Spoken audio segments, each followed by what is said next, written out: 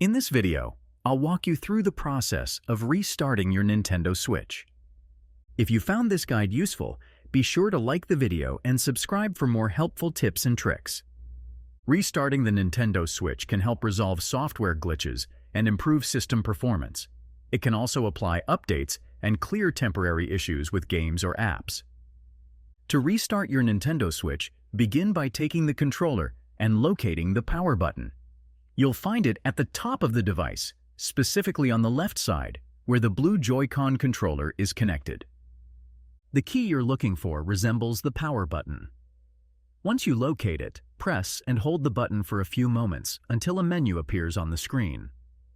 This menu will present you with several options, including sleep mode, power options, and close. To proceed with restarting your device, navigate to the Power Options section. Once you're in the Power Options menu, you will see two choices: Restart and Turn Off. If you wish to restart the device, simply select the Restart option.